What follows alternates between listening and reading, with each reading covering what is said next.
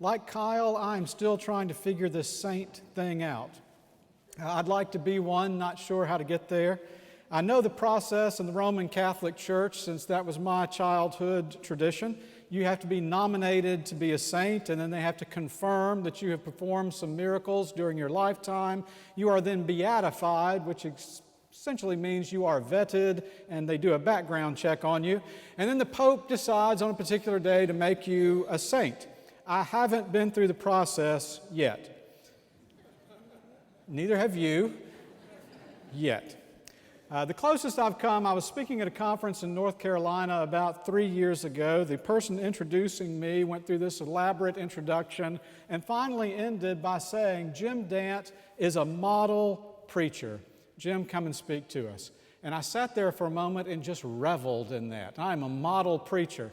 And I left the service that day and I reveled in it all day long. I am a model preacher, and I slept that night reveling in it. And I flew back home the next day and got to my office 2 days later, and I was still reveling in it, such that I turned around and pulled the dictionary off because I wanted to look at the word model and revel in the type of preacher that I am.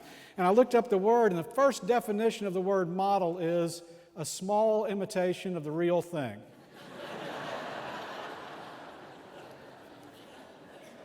I am not a saint yet. I'm still working on getting there. I think it's an apocryphal story. It supposedly happened in South Georgia. It would be hard for me to believe that it was true, but as a pastor, I love this story.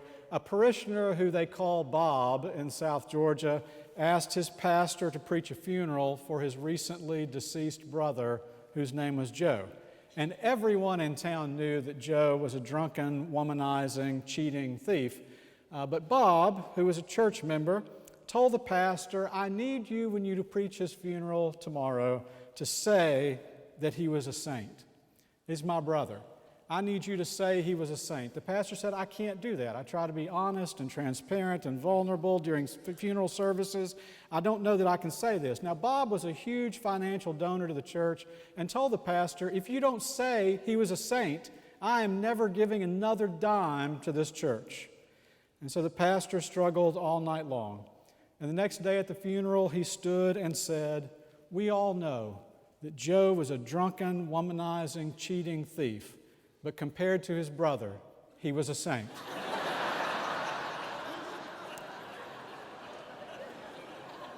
Maybe being a saint is all relative. I don't know. Yeah, what really makes a saint? I just want to kind of simplify this morning. And you know we're kind of merging the beginning of our stewardship theme with All Saints Sunday. So let me just merge these two texts for you today. Exodus 37, Revelation chapter 7. What really makes a saint? If we start in Exodus 36, a saint is just someone who does what has to be done. They just do what has to be done in the life of the church. And so as we listened to Exodus 36 a moment ago, Moses called all the people together, and those who had a heart to serve just came. And then he said, "We have needs, that we need you to bring your free will offerings." And they brought their free will offerings, and they kept bringing their free will offerings. And this is what makes this story so amazing. They brought so many free will offerings, Moses said, "Don't bring any more offerings. Please stop bringing your offerings." I have never heard that preached in the church anywhere I've ever been. It's an amazing text. It's the only place in the Bible I know, and I've rarely seen it in the church, where more than enough is given. And people have to be told to stop being so generous. And not only did they give, but they wanted no credit for it. In verse 3, there's this beautiful Hebrew phrase, boker ba boker, which means morning after morning. Morning after morning, they brought their free will offerings, and it implies that the people came before light. They came at the break of dawn so that no one would see the gift and no one would see the giver and no one needed any recognition or any credit. There was just no limit to their personal sense of generosity. We rarely see that in the life of the church. Of course, I've seen some folk come close. Gwen Brown was a good friend of mine, and she died last year. It was the name that I whispered from the pulpit this morning. She died too young. She was the pastor of Cornerstone Baptist Church in Grayson, Georgia.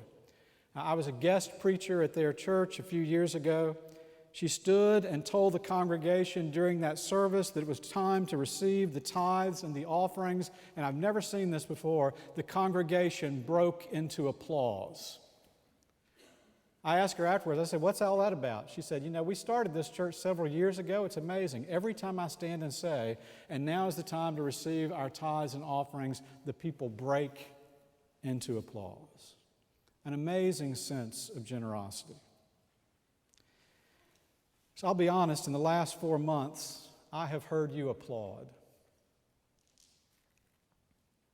I've walked around this campus and I've seen the art that graces the walls and lawns. I've heard stories of the generosity that placed these buildings and multitude of mission projects into place, your support of ministers and interns and missionaries. This is all applause that comes from your heart. And more literally, a few weeks ago, I mentioned on a Wednesday evening that I wanted us to exceed $100,000 to Lula Wilden, and I wanted us to exceed our $2.3 million budget this year. And you broke into applause on a Wednesday evening. We just need to applaud a little louder every once in a while. But I read Exodus 36 and I hear stories like these. I hear your stories. I hear about people who pull together their last 2 mites every week from their small salaries, and I think to myself, saints. They are people who in their day, in their time, in their place, simply do what needs to be done. But in Revelation chapter 7, we see another facet of sainthood. And that is that saints are people who keep doing what has to be done. In Revelation chapter 7, really in chapters 4 through 7, if you read the book of Revelation, the church is gathered around the throne. And gathered around the throne, I want you to listen to what's happening if you read the whole 3 or 4 chapters. They are still praying, still singing, still hoping, still working on behalf of the church because the work is not yet done. Asking God, how much longer? Come on, let's go, let's move. And this is not a strange idea, that those who've gone before us are still working and wishing and willing as a part of the church at large. So we see it biblically. In the biblical story, we read in Hebrews that we are surrounded by a great cloud of witnesses who are cheering us on. They're still working. In the parables of the lost coin and the lost sheep, it says that when one sinner comes to repentance on earth, there is singing and rejoicing in heaven. We are still connected in this work that we are doing. We see it and we hear it creedally. Now, those of you who grew up as non-Baptists and had a little exposure to creeds are probably familiar with the Apostles' Creed and that phrase in the creed that says, the communion of saints. The communion of saints. And if you were a good catechism grad like I am, you were taught that that has very little to do with the communion that we celebrate. It has to do with the fact that we are still in communion with everyone who has died before us doing the work of the church. We see it concretely. I love those old southern churches that have the cemeteries surrounding them to remind them of all those who've gone before. I love having a columbarium in our front prayer garden to walk through and see those who are still a part of the work that goes on here. I hear it in the prayer of Jesus when he taught, "Thy will be done on earth as it is in heaven." These two are connected. They are not two different places, two different works, two different wills. And so given the eternal reach of the church's work, it is amazing when anyone in the church today says, "I've done my time," or "I've given all I need to give," or "I've already served all I'm going to serve," or "it's someone else's turn." No, the saints are those who just keep doing what has to be done in the church right into eternity. I mean, walk down the church's history hallway, Read the listing of names there. Read the list of names in our litany this morning. All of these people gave in their earthly life, and I have to believe they are around the throne today, still praying for us, still pulling for us, still hoping for us. Now, you have probably heard that our stewardship process is going to be a little different this year. It is. This month, during the month of November, we are going to gather for worship, and we are going to think about and pray about and reflect on the idea of generosity. On November the 23rd, we are going to gather and vote on our church budget, and that vote will be your pledge. You won't receive a pledge card this year. Nobody's going to call you and ask you to give. We're going to vote on a budget and as a church say, this is what we are going to give together as God's people to do God's work. Then in 2015, our stewardship committee will meet each month. They'll plan an idea or event each month to encourage us to be generous. We're just going to call it a year of living generously. And the key to achieving this goal, you just need to be a saint. Do what needs to be done. Keep doing what needs to be done. Whatever you've given in the past, just decide you're going to give more. Period. David Sekira is a pediatric physician. His wife is a second grade Sunday school teacher. You may have read this story this week. Through his wife, he met a little girl named Sarah who was an attentive second grader in his wife's Sunday school class, one of those children that just soaked in the lessons. And one day he said his wife was teaching a lesson on usefulness, and after the lesson was over, Sarah came to her Sunday school teacher and said, "I don't feel very useful. I just don't feel very useful." And not expecting to have to answer a question like that, his wife looked around quickly and she saw an old vase over on a table in the corner. And she said, "Well, I'll tell you what, why don't you take that vase and you put a flower in it every Sunday, and that'll be a way you can be useful and honor God." Sometime later, David, who is a pediatric physician, diagnosed little Sarah with leukemia. She had weeks to live. The pastor had already heard about the vase and had put it up beside the pulpit several Sundays prior, and every Sunday she'd come and put a dandelion flower or some sort of flower in it.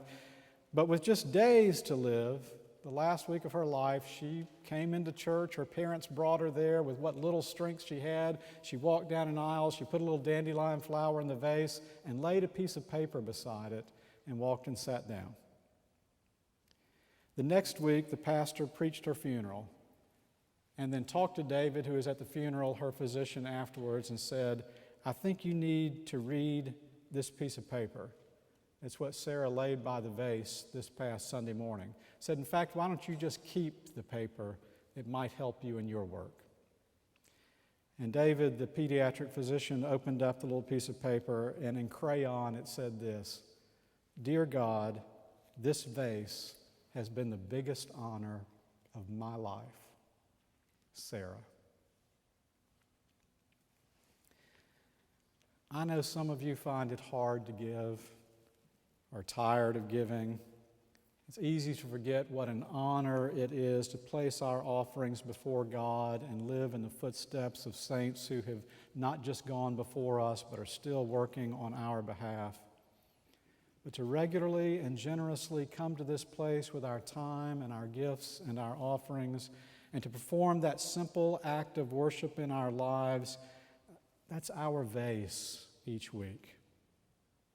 We're not giving to a budget. We're not giving to a cause. It is the honor of offering something to God and reflecting God's generosity in our life.